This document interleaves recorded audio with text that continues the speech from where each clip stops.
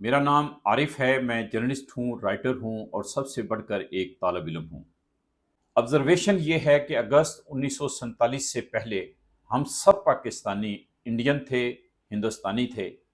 ہم نے اپنے ملک انڈیا کو تقسیم کرایا، تقسیم میں انگریزوں کا ساتھ دیا اور اس کے نتیجہ میں یہ پاکستان ہمیں ملا۔ اب پاکستان کا نام اسلامی جمہوریہ پاکستان ہے۔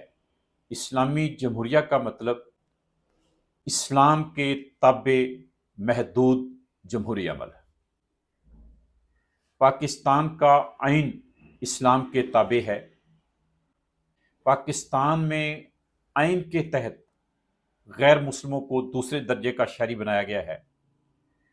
پاکستان چونکہ اسلامی ملک ہے، مسلمانوں کا ملک ہے، تو غیر مسلم پاکستان کی اونرشپ کے حق سے محروم ہیں۔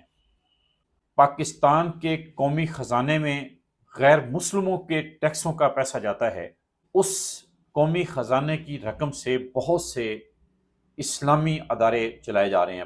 اس سب کچھ کے باوجود پاکستان میں بہت سی مذہبی جماعتیں، بہت سے لوگ ایسے ہیں جو سمجھتے ہیں کہ ابھی پاکستان میں اسلام نافذ نہیں ہوا۔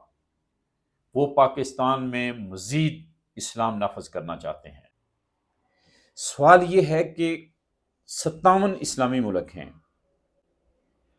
کون سا ملک ہے جس کو یہ ہمارے پاکستانی دوست آئیڈیلائز کرتے ہیں؟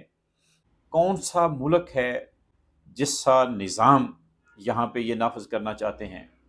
اور کون سا مولوی ہے یا مذہبی جماعت کا رہنما ہے کہ اس کی اگر حکومت بن جائے تو تمام فرقوں کے لوگ، پاکستان کے تمام فرقوں کے لوگ، تمام مذہبی جماعتوں کے لوگ، تمام پاکستانی مطمئن ہو سکتے ہیں، مان سکتے ہیں کہ اب پاکستان میں اسلام نافذ ہو گیا ہے؟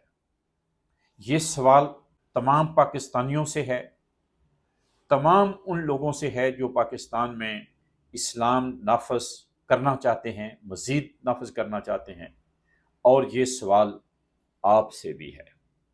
بہت شکریہ۔